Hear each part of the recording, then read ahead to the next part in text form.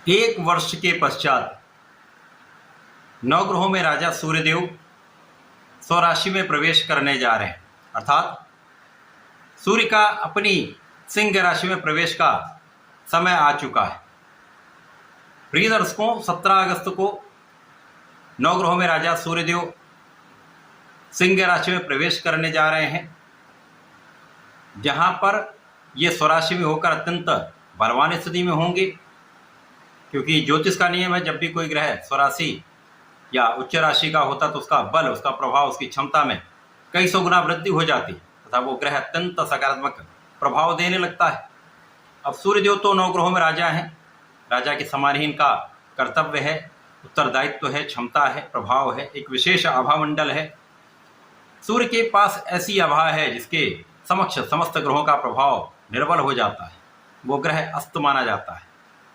इसी प्रकार से इस संपूर्ण जगत में सूर्य की प्रथम किरण से ही जीवन का संचार हो जाता है, प्रकाश का प्रवाह हो जाता है। निश्चित रूप से ये अत्यंत महत्वपूर्ण परिवर्तन है। स्वराशि में होकर सूर्यदेव अत्यंत बलवान होंगे। इसी प्रकार से सूर्यदेव आत्मबल के कारक हैं, पिता के कारक हैं, नेतृत्व की क्षमता के कारक हैं, शासन प्रशासन प्रशासनिक सेवाओं के कारक हैं, राजनीति के कारक सूर्यदेव हैं। तो जब सूर्यदेव का परिवर्तन सकारात्मक हो रहा है तो निश्चित रूप से अत्यंत महत्वपूर्ण है। परंतु यहाँ पर ये राहु के साथ सीधी दृष्टि के प्रभाव में होंगे, तो बलवान सूर्य पर राहु के ग्रहण का प्रभाव होने वाला है, जो निश्चित रूप से समस्त राशि के जातकों को प्रभावित करेगा। तो यहाँ पर किस प्रकार के आपको योग बनेंगे, इनका समस्त विश्लेषण मैं करने जा रहा हूँ। जय श्री गणेश, नमस्कार। मैं आचार्य संजय द्विवेदी। मेरे समस्त प्रबुद्ध दर्शकों का मेरे चैनल पर हार्दिक स्वागत है। प्रिय दर्शकों, आज मैं मेष राशि के लिए सूर्यदेव के राशि परिवर्तन का, सूर्य के राशि परिवर्तन से बनने वाले योग का तथा इस ग्रहण दोष का किस प्रकार का प्रभाव प्राप्त होने वाला है, इस परिवर्तन से आपके जीवन में क्या परिवर्तन होंगे, कितना लाभ आप प्राप्त कर पाएंगे अथवा कहीं समस्या या अवरोध है तो उसका क्या निराकरण, संपूर्ण विश्लेषण मैं पूर्ण तरीके के साथ करने जा रहा हूँ। प्रिय दर्शकों, इस राशिफल को आप अपने लग्न तथा राशि दोनों के अनुसार देख सकते हैं। मेष राशि मंगल की राशि है, मंगल और सूर्य का मित्रवत संबंध है और मेष राशि के लिए सूर्यदेव आपके पंचमेश है, अर्थात पंचम भाव के स्वामी है। पंचम भाव के स्वामी का पंचम भाव में गोचर ज्योतिष के दृष्टिकोण से अत्यंत विशिष्ट प्रभाव देने वाला होगा, क्योंकि जैसा कि नियम है स्वराशि में होकर ये भाव अत्यंत प्रबल हो जाएगा। परंतु यहाँ पर सूर्यदेव होंगे और राहु यहाँ पर है, सीधी दृष्टि का 180 डिग्री पर प्रभाव होगा। तो बलवान सूर्य है, पंचमेश ग्रहण में आ जाएंगे।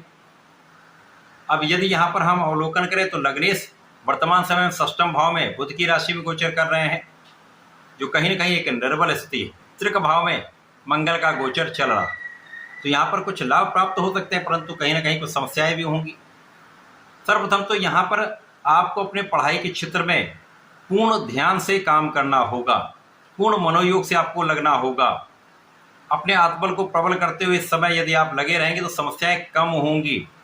इस समय आपको अपना प्रयास बढ़ाना होगा। यदि आप अपना प्रयास बढ़ा लेते हैं तो जो आपका एक्सपेक्टेड स्तर है उसमें कहीं पर कोई कमी नहीं आएगी, या थोड़ा बहुत अंतर आएगा। अब क्योंकि ग्रहण का प्रभाव है, यद्यपि राहु एकादश भाव में होकर बलवान है और एकादश भाव में समस्त ग्रह एक अच्छा प्रभाव देते हैं, तो यहाँ पर शिक्षा में यदि आप ध्यान को केंद्रित करके, अपने लक्ष्य को केंद्रित करके आप आगे बढ़ते हैं तो सफलता भी मिलेगी। इस समय का आप संपूर्ण उपयोग कर पाएंगे। लेकिन जरा भी भ्रम यहाँ पर आपके कॉन्फिडेंस को कम करने वाला हो सकता है, आपको मन को भ्रमित करेगा, तो आपका मन पढ़ाई से अधिक कहीं और लगेगा, क्योंकि पंचम भाव प्रेम का भी भाव। तो यहाँ पर जो टीनेजर्स हैं या जो अधिक जो युवा वर्ग है, उनके लिए कहीं ना कहीं भ्रम की स्थिति यहाँ पर बनेगी। तो अपने कार्य क्षेत्र से विरत हो सकते हैं या अपने पढ़ाई के क्षेत्र से विरत हो सकते हैं, यहाँ पर समस्या आएगी। तो इस समय में पूर्ण मनोबल के साथ आपको इन समस्त कार्यों से विरत होकर अपने पढ़ाई के क्षेत्र में लगे रहें। इस समय में यदि आपकी स्थिति अत्यंत प्रबल रहेगी, क्योंकि सूर्य बलवान है, तो आप राहु का भी एक अच्छा लाभ ले पाएंगे। राहु केवल मन भ्रमित करेगा। यदि आप भ्रमित नहीं होंगे तो आप लाभ ले पाएंगे, इस समय का उपयोग कर पाएंगे। और जब राहु का प्रभाव होता तो बुद्धि तो अच्छी होती, कुशाग्र होती, तो इस समय में आप अच्छा लाभ ले पाते हैं। इसी प्रकार से इस समय में यदि संतान कहीं बाहर है तो उसके कारण आपको चिंता हो सकती है, अथवा संतान के स्वास्थ्य के कारण आपको कुछ चिंता हो सकती है। परंतु संतान से आपको लाभ भी मिलेगा, आपके ज्ञान से आपको लाभ भी मिलेगा, यहाँ पर कोई संदेह नहीं। शिक्षा ज्ञान में प्रगति अवश्य होगी, सीखेंगे आप अवश्य, परंतु प्रेम संबंधों के कारण समस्या निश्चित रूप से आएगी।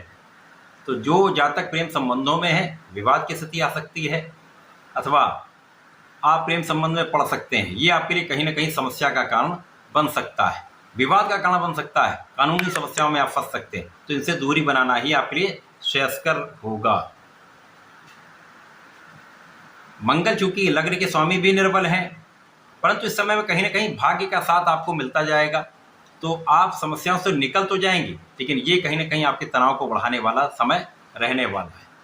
इस पूरे समय में आपको संकट मोचन की शरण में रहना चाहिए। हनुमानाष्टक तथा बजरंगबाण का पाठ मंगलवार को करें, संकल्प लेकर करेंगे तो विशेष लाभ होगा।